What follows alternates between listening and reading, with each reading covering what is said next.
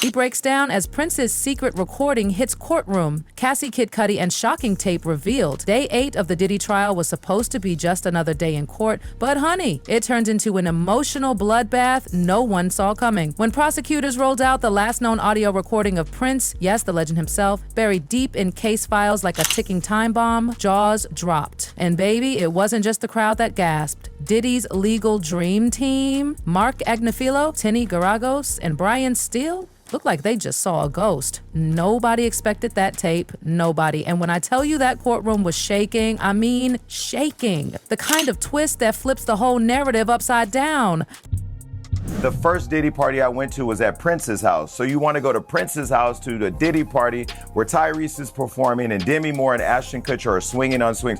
That is what's happening on the other side of the wall. And so the one thing that makes this party different than a Jamie Foxx party or any other celebrity party that wrangles a bunch of young women or guys or whatever too, is that Diddy didn't let you bring your security in the party. That is the one thing that I thought was odd because, you know, I came one time with my security and no other security other than Diddy's security is allowed to be inside the building. I mean, I saw Jay-Z and TD Jakes in there, every major celebrity you can think of who may or may not get along may be on the other side of that gate with no security. And so now as you see this unfold, my wonder is, well, why weren't people able to have their protection? Here's where it gets crazy. Apparently, Diddy threw one of his infamous freak-off parties at Prince's home. But wait for it, Prince wasn't even there. Why? Because the purple icon knew better. He saw right through Diddy's Hollywood mask. So instead of joining in, Prince pulled a complete reversal. He set up hidden cameras all over his house. Cameras that captured everything. Diddy's every twisted move was recorded. And Prince? He planned to take that footage and expose the real Sean Combs. He knew it was risky, but Prince wasn't scared. He was ready to take down the entire rotten system. All right, I'm gonna roll the clip now. Here we go. Individuals who were allegedly paid for their silence. Prince mentioned specific amounts, $2 million to one person, $1.3 million to another, that perfectly matched financial records the prosecution had presented earlier in the trial. I've seen the payments, Prince stated. I've seen the NDAs they signed. This isn't just rich people behaving badly. It's systematic and calculated. The precision of Prince's knowledge suggested he had access to information that only an industry insider could know. As the recording continued, Prince's voice grew more somber. I'm making this recording because I'm afraid to speak out publicly. The power structure in this industry protects people like him. Nobody wants to believe what happens behind closed doors. The recording ended with words that sent chills through the courtroom. If anything happens to me, make sure this gets to the right people. This isn't just about protecting myself, it's about protecting everyone who hasn't been able to speak between Diddy. So Diddy was just eliminating his competition or anybody who got in his way. What a menace P. Diddy was. I feel blessed never having to encounter something as evil as him. All right, if you didn't know, now you know. There you have it. That's the scoop. And just when the courtroom thought it couldn't get worse, Cassie took the stand. Before wrapping her heart-wrenching testimony, she dropped a nuclear truth bomb. Usher saw Diddy assault her. Not once, not accidentally. Usher saw it all. Diddy threatening her, violating her, and beating her. And what did Usher do? Nothing. Not a damn thing. He covered for Diddy. He stayed silent. He watched a woman scream for help and didn't move a muscle. And if that wasn't horrifying enough, prosecutors played audio recordings of those assaults. Jurors could hear Cassie's desperate, blood-curdling screams echoing in the background. The room went completely still. The shocking recording played in the courtroom today. I don't know in the courtroom if there was a reaction, but kind of give the context to that and what the reaction was. One of the things that the government keeps bringing up is that Cassie felt like she was being blackmailed by Combs, that he had videos of these drug-fueled sex parties known as freak-offs, and that he threatened to release those videos publicly, and that at one point he even showed them to people, and that this was to embarrass her, to silence her, and to force her to keep having freak-offs, that he hung it over her head. And in one shocking moment today, I was in the courtroom. They actually played audio of Cassie screaming at a man named Sujit. This was after she had learned that he might have actually seen one of those freak-off videos. But in that audio recording, that Cassie actually was the one who recorded herself talking to Sujit. In this recording, she is screaming at him, saying that she'll kill him, or that she'll have someone else take care of him and kill him. And it's a different side of Cassie that really none of us have ever heard before. I definitely don't think it's the last time that we're going to hear that audio recording. I think at some point we'll see the defense or even the prosecution circle back to that. The overall vibe today in the courtroom is that Combs' defense team is struggling. There's a lot of stopping and starting because the prosecutors are constantly objecting to the evidence that they're trying to admit. The judge is even getting frustrated at one point, saying that we need to set ground rules. Dawn Richards says she wasn't alone in witnessing Sean Diddy Combs' abuse. During her second day of testimony in the music mogul's federal trial, the 41-year-old described an alleged 2010 incident of Combs punching then-girlfriend Cassie Ventura at a West Hollywood, California restaurant and said Usher was also a witness to the event. During her testimony May 19th per NBC News, which had a reporter in the courtroom, she said, quote, Mr. Combs punched Cassie in the stomach. They were having a private conversation and then he punched her in the stomach. She immediately leaned over and left. In addition to Usher, Richard, who is a member of the girl group Danity Kane, which was formed on Combs' show Making the Band in 2004, alleged that other musicians, including singer Neo, record exec Jimmy Iovine, and rapper Big Daddy Kane were present as well. When Richard and Ventura got into a car to leave after the alleged restaurant incident, Richard said another physical altercation took place between Combs, who has pleaded not guilty to all charges, and his then-girlfriend. She continues in her testimony, quote, we got in the car to head back to her house. Combs grabbed her, slapped her, popped her in the mouth, and told her to shut the f*** up. Everyone was quiet. But the nightmare didn't end there. Prosecutors then showed what they found in Diddy's hotel room the day he was arrested: cash, drugs, weapons, and get this, hundreds of bottles of baby oil. This wasn't a man laying low after being indicted. This was someone still throwing violent, twisted parties like nothing happened. Homeland Security confirmed that DNA collected during his arrest revealed multiple women were in the room. Diddy wasn't remorseful. He wasn't hiding. He was escalating. First look inside Combs' Miami mansion the day federal agents busted the gate open last year to raid it. A federal agent testifying about the evidence: guns and ammo seized from Diddy's home that were found near alleged freak-off supplies, which included dozens of bottles of baby oil and boxes of platform heels, bondage restraints, and bundles of rope.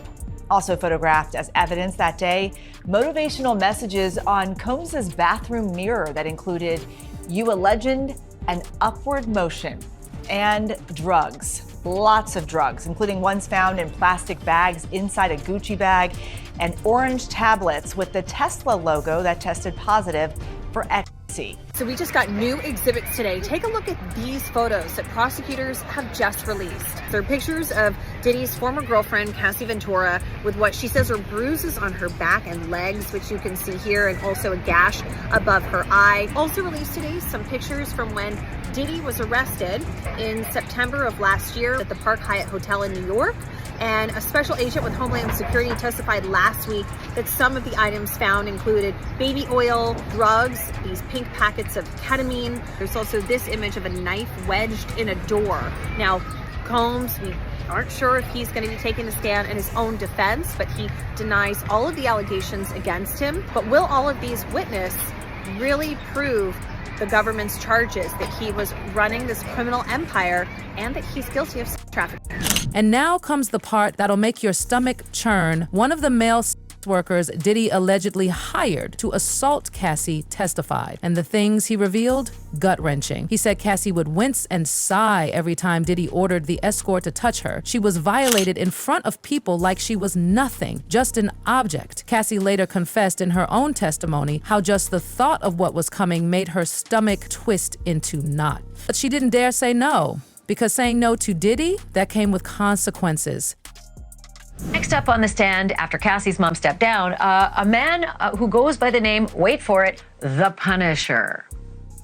The Punisher is an exotic dancer and former sex worker whose real name is Sheree Hayes.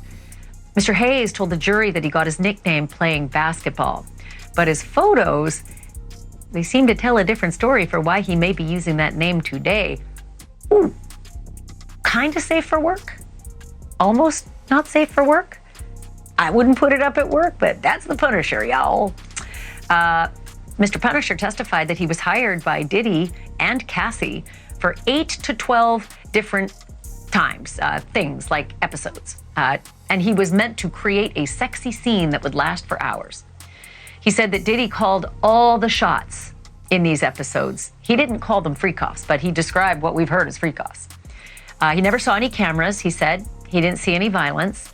And he said, although Cassie would sometimes wince or sigh at some of the sex directions that came from Diddy, he said it didn't seem as though Cassie was there against her will. Again, this is a prosecution witness, so that's kind of, that's on the fence there. He does certainly corroborate the freak-offs and what happened in the freak-offs, but that whole business about, to him, he wasn't sure if Cassie was into it or not, but he did hear that she winced and that she sighed as Diddy gave a lot of those directions. By the way, the Punisher also said that he never saw Diddy take drugs, never saw that he seemed drunk or high, which is exactly what prosecutors are trying to show, that this was not just an out-of-control, party of an enlisted megastar, but instead was a clear-eyed criminal enterprise. Cassie was alone, desperate. Diddy had one goal: isolate her. And it wasn't just about her. He came for everyone she turned to for help, including her mother. Yes, Cassie's own mother testified, and her words were chilling. She said she feared for her daughter's life every single day. At one point, Diddy even threatened her directly, saying she needed to pay $20,000, 0 cents, if she ever wanted to see Cassie alive again. Let that sink in. This wasn't about money. This was control, humiliation, psychological warfare. He wanted Cassie to feel like she had no one left. They brought in Cassie's mom. She was on the stand today as well. She talked about having to take out a $20,000 loan just to prevent Diddy from putting out a sex tape that involved her daughter, Cassie. Talk about some of those details that we heard as well. I mean, for any mother, this has to be a nightmare situation. That's exactly right. And I think that was, you want to talk about effective and non-effective testimony. I think that was very effective because, again, to go back to what the defense is trying to paint here, that this was Cassie and she knowingly and wittingly went along with these things. But to hear mom say, look, I had to go and I had to come up with this money so I could pay Diddy to protect my daughter, that goes against what the defense has said. And it, I think, shows that you've got somebody who was very worried about some of this material being seen by the public. And that doesn't sound like somebody who wittingly went along with some of the things that she was asked by her boyfriend to do. So I think that was very powerful testimony. And it certainly goes to show what the prosecution is trying to say, that again, that Cassie was coerced into doing these things, and she was messaged that if you don't do what I want you to do, me being Diddy, then you're going to really have to deal with some very substantial repercussions here. And I think that was the point of mom's testimony. Absolutely, and that's some of the footage of Cassie's mother leaving the courthouse. And Diddy made sure of that. He assaulted Cassie in front of others, knowing no one would stop him. That's how he broke her. That's how these rituals of humiliation work. You make the victim feel like they have nowhere to run, like they're trapped. At one point, Cassie was literally screaming for someone to save her, and everyone just stood there, frozen, silent, watching.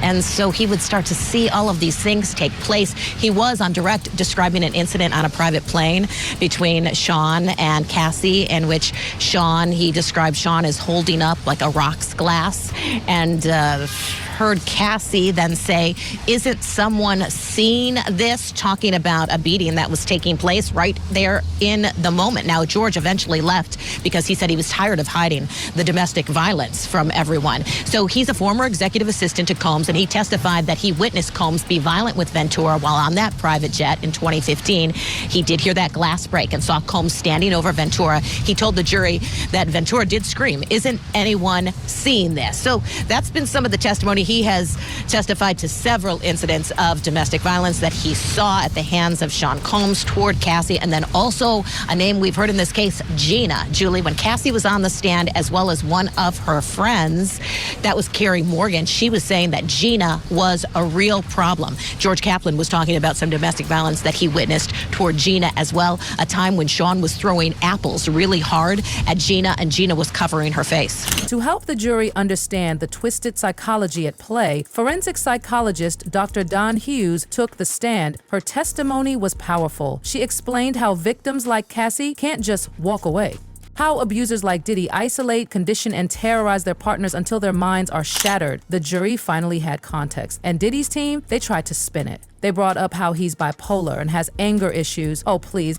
She did not interview Cassie, any victims in this case. She was providing general testimony about victims of domestic abuse, how they cope, what different levels of abuse there are, how do people recover from it, the trauma they experience, really what was taking place in regard to the back and forth, the cross as well as the direct, was a lot of attacking by defense counsel as to her credibility and her qualifications. We do have some testimony we can put up for you, though, on this when she was on the stand this morning. Let's go ahead and put that up, and I can tell you exactly a little bit more about it. So Hughes confirmed that she has never testified in the defense of a man accused of a sex crime. This was on the cross-examination. I don't evaluate offenders, is what she responded with. Hughes maintained that prosecutors have not discussed specifics of this case with her. This cross-examination was done by a man, an attorney named Mr.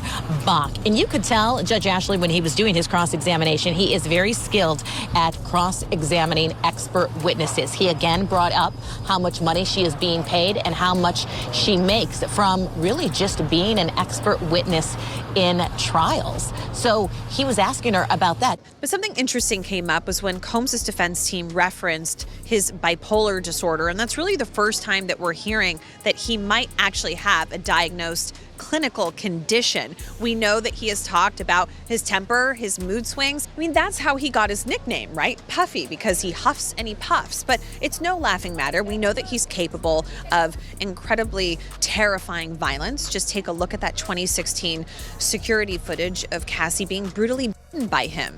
And so, now we're learning that perhaps he might have been on medication. He sought treatment, and he may have bipolar disorder.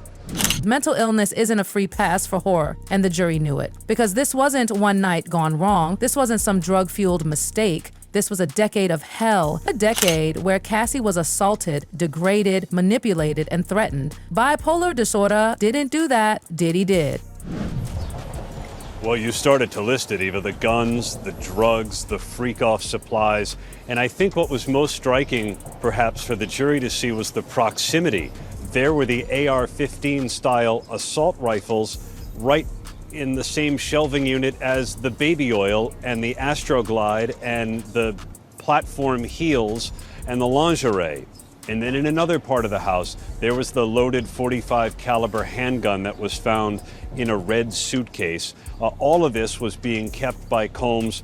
For what reason, we don't know, but federal prosecutors, I think, are hoping to make a link, especially between the guns and the freak-offs, because their whole theory of the case is that Combs used violence and the threat of violence to coerce women, particularly Cassie Ventura, but other women as well, into these sexual performances. His abilities increased. He began to set up the hotel rooms. And what did he say that he would use to set up the hotel rooms? He said they would have what was called a hotel bag. Inside that hotel bag would be things like the baby oil, the Astroglide, liquor, drugs, he mentioned. So he mentioned several different items that he would bring in to set up the hotel rooms. He also said then afterwards what his responsibility was to clean up those hotel rooms after things were taking place behind closed doors. And he said he wanted to do this, put the room back together as perfectly as possible, because he didn't want anyone selling any kind of photographs of the hotel room to try to make Sean Combs look bad. And when Cassie finally tried to break free and start over with Kid Cudi, Diddy lost his mind. He broke into Cudi's house, burned his car, he locked Cudi's dog in the washroom, turned off the security cameras, then disappeared like nothing happened. Investigators looked into it, sure, but surprise, surprise, nothing stuck. And it made everyone wonder, was Diddy getting help from someone on the inside? Because this man walked through fire and came out untouched, over and over again. Cudi had a brief relationship with Cassie Ventura during this time, and Combs allegedly made threats against him because of it. Cudi testified that he believes Combs actually broke into his house and testified that a few months later, a Molotov cocktail was placed on his Porsche, damaging his car. He told the jury he reached out to Combs after his car caught fire and described him with his hands behind his back like a Marvel supervillain. Combs has pleaded not guilty to all charges, and his defense team says any sexual encounters were all consensual. Legal contributor Eric Faddis joins me now for more. So, Eric, what do you think? How does Cuddy's testimony impact Combs' arson charges and the racketeering conspiracy counts that he faces, you think? Yeah, Kira, I think we're firmly moving into RICO territory here. We're getting past some of the sex trafficking allegations, talking about a criminal enterprise that was allegedly engaged in committing crimes. And so Kid Cudi's testimony goes to trying to prove some of those predicate offenses. He says that Diddy and his team burglarized his home after Diddy found out that he was dating Cassie Ventura, and then shortly thereafter blew up his vehicle, which goes to arson. And so that was really the thrust of the testimony. That was the purpose for putting him on. There were some points scored by defense as well. It was some colorful testimony.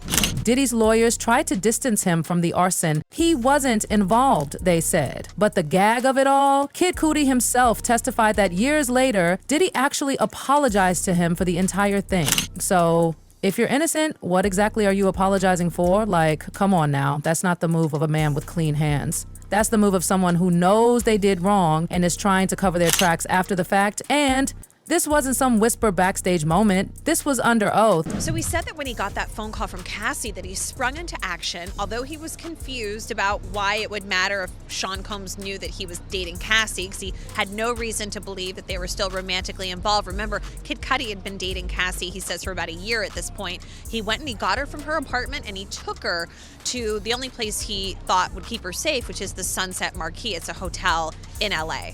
So in this phone call with Cassie, she says, look, Diddy knows we're dating. He asked for your address. I gave him your address, and I'm so scared right now. So he goes and he picks her up at her place and takes her to the Sunset Marquis Hotel. While they're there, they got a phone call from a friend of Cassie's who said, I'm sitting in front of your house right now, Kid Cudi. Sean Combs and an associate of his are inside your house. And that's when he was like, what is going on? He said he was angry. So he gets in his car. He said it was a Porsche 911 convertible. And on his way to the house, that's when he's starting to get worried about, what am I walking into? Could Combs have weapons? Who else could be there at the house? Could this turn violent? Although he said he did want to fight Combs for breaking into his house. And so he called 911, but he also called Combs and he said, why are you in my house? And he said, I'm on my way. So when he got to his house, Diddy wasn't there. What he did notice was that his surveillance cameras were turned the other way. Some Christmas presents were unwrapped from Chanel for his family. And that also his dog was in a bathroom with the door closed. Last week, we heard Cassie testify about Combs threatening to set fire to his Porsche. Talk to me about what he said inside today about that incident. Kid Cudi and Cassie stopped dating after this whole incident in which Combs allegedly broke into his house. So on this particular night, he's staying at an ex-girlfriend's house. And while he's there, early in the morning, he gets a call from his dog's babysitter who's house sitting for him and says, your car's on fire in the driveway. So he instructs her to call 911.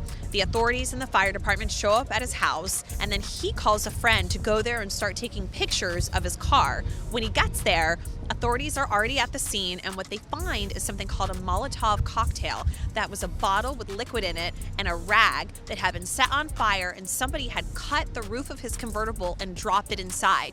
And then we saw pictures of all this damage today, and he said that unfortunately his car could not be repaired. So police collected all of this evidence, and there was some sort of an investigation. But today we heard on cross-examination Brian Steele, who's a very famous attorney out of Atlanta who represented Young Thug in his state RICO case. And he got up there and really tried to poke holes in this idea that Combs was the one who destroyed his Porsche. And he said, look, there was an investigation, nobody was charged, and they even took DNA evidence and fingerprints at the scene.